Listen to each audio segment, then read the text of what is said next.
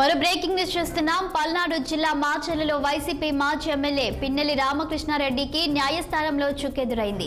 EVM ధ్వంసం కేసులో నెల్లూరు జైల్లో ఉన్న ఆయనకు కోర్టు బెయిల్ను నిరాకరించింది. గురువారం గుంటూరు సివిల్ కోర్టును పిన్నెల్లి తరపు న్యాయవాదులు ఆశ్రయించారు. న్యాయవాదులు పిటిషన్ను వ్యతిరేకిస్తూ న్యాయస్థానం బెయిల్ను నిరాకరించింది.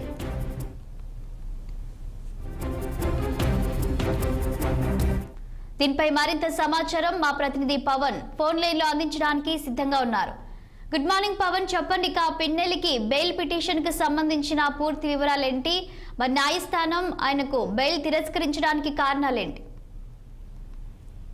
Good morning Shalini. ఏదైతే వైసీపీ మాచర్ల నియోజకవర్గం మాజీ ఎమ్మెల్యే పిన్నెల్లి రామకృష్ణారెడ్డికి మరోసారి కూడా చుక్కెదురైంది. దీని నేపథ్యంలోనే ఏదైతే ఎన్నికల రోజు జరిగినటువంటి ఈవీఎం ధ్వంసం కావచ్చు, అదేవిధంగా అనంతరం జరిగినటువంటి అల్లర్ల నేపథ్యంలో కూడా ఆయనపై దాదాపుగా 4 కేసులు నమోదైనటువంటి నేపథ్యంలో కూడా 2 కేసులకు సంబంధించిన దానిపై ఇప్పటికే మాచర్ల న్యాయస్థానం అయితే మాత్రం బెయిల్ మంజూరు చేసింది. మరొక 2 కేసులు ఏదైతే అక్కడ పాల్వాయిలో ఈవీఎం పగలగొట్టినటువంటి అనంతరం నంబూరి శేషగిరిరావుపై జరిగినటువంటి ఆ దాడి కావచ్చు, అదేవిధంగా కారంపూడిలో సిఐ నారాయణ స్వామిపై జరిగినటువంటి హత్యాయత్న ఆ ప్రయత్నానికి సంబంధించిన కేసు కావచ్చు. ఈ 2 కేసుల్లో కూడా ప్రధానంగా ప్రస్తుతం మాచర్ల మాజీ ఎమ్మెల్యే పిన్నెల్లి రామకృష్ణారెడ్డి నెల్లూరులో ఉన్నటువంటి సెంట్రల్ జైల్లో ప్రస్తుతం ఉన్నటువంటి నేపథ్యంలో దీనిపై గతంలో కూడా పిటిషన్ గుంటూరులో కోర్టులో దాఖలు చేసినప్పటికీ గతంలో కూడా ఇదే విధంగా కోర్టు అయితే మాత్రం తిరస్కరించింది. ఈ కేసులో ఆయనకి బెయిల్ ఇవ్వడానికి అవకాశం లేదు అంటూ కూడా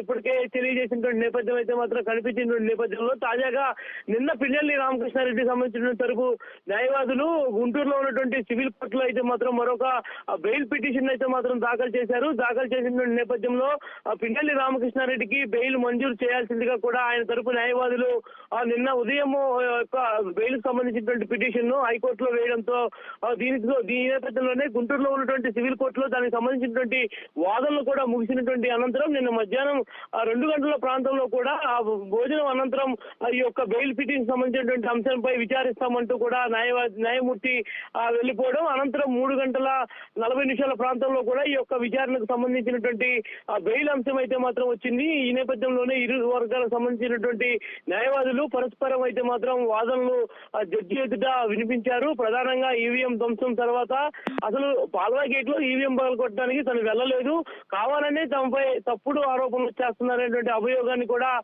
పిన్నెల్లి తరపు న్యాయవాదులు స్పష్టంగా అందులో మెన్షన్ చేసినటువంటి పరిస్థితి కనిపించింది. మరోవైపు ప్రభుత్వం తరఫున కూడా ఏదైతే పూర్తి స్థాయిలో కూడా ఏదైతే సిపి అయితే మాత్రం పెద్ద మొత్తంలో కూడా అతనికి బెయిల్ మంజూరు చేస్తే పూర్తి స్థాయిలో కూడా ప్రజాస్వామ్యాన్ని కూలీ చేసినట్టే అనే విధంగా కూడా కొన్ని వాదనలు కూడా వినిపించినటువంటి నేపథ్యం కూడా కనిపించింది. సో ఈ నేపథ్యంలోనే ఈ యొక్క వాదనలు విన్నటువంటి న్యాయమూర్తి అయితే మాత్రం ఆయన బెయిల్ పిటిషన్ సంబంధించి కూడా కొట్టివేశారు. బెయిల్ ఇవ్వడానికి పూర్తి స్థాయిలో కూడా నిరాకరించినటువంటి నేపథ్యం అయితే కనిపించింది. దాదాపు 3 గంటల పాటు ఇరు వర్గాలకు సంబంధించిన న్యాయవాదులు వాదనలు వినిపించినప్పటికీ కూడా న్యాయమూర్తి అయితే మాత్రం పిన్నెల్లి రామకృష్ణారెడ్డికి బెయిల్ ఇస్తే ఖచ్చితంగా కూడా ప్రజాస్వామ్య విలువల్ని కూని చేసే విధంగా ఉంటుందనేటువంటి ఒక అభిప్రాయంతో కూడా పూర్తి స్థాయిలో బెయిల్ పిటిషన్ అయితే మాత్రం కొట్టివేసినటువంటి నేపథ్యం అయితే కనిపించింది. ఏది ఏమైనా కూడా మాచర్ల మాజీ ఎమ్మెల్యే పిన్నెల్లి రామకృష్ణారెడ్డికి అయితే మాత్రం ప్రతి విషయంలో కూడా ఉచ్చు బిగించుకుంటానే ఉంది. ఇప్పటికే ఆయన సోదరుడు పిన్నెల్లి వెంకటరామరెడ్డి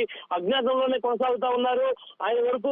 ఆయన కోసం ఇప్పటికే 4-5 బృందాలుగా కూడా పోలీసులు జల్లెడ పట్టి మరీ వెతుకుతున్నప్పటికీ కూడా పిన్నెల్లి వెంకటరామరెడ్డి అయితే మాత్రం అజ్ఞాతం వీడనప్పటికీ కూడా ఆ ప్రజలు మొత్తం పిన్నెల్లి రామకృష్ణారెడ్డిపై పడుతున్నటువంటి నేపథ్యం కూడా కనిపిస్తా ఉంది. సో పిన్నెల్లి వెంకటరామరెడ్డి ఉన్నాడో తెలుసుకున్నప్పటికీ పిన్నెల్లి రామకృష్ణారెడ్డిపై కొంత ఒత్తిడి తగ్గేటువంటి అవకాశం ఉన్నటువంటి నేపథ్యంలో ప్రస్తుతం నెల్లూరు సెంట్రల్ జైల్లో అయితే మాత్రం పిన్నెల్లి రామకృష్ణారెడ్డి శిక్ష అయితే మాత్రం శిక్షతో ఉన్నటువంటి నేపథ్యంలో కూడా మరి ఇక ఈ రానున్న రోజుల్లో ఏ విధమైనటువంటి బెయిల్ పిటిషన్ వేస్తారు, ఆయనకి బెయిల్ వస్తుందా రాదా అనేది మాత్రం ఒక ప్రశ్నార్థకంగానే కనిపిస్తా ఉంది. శాలిని.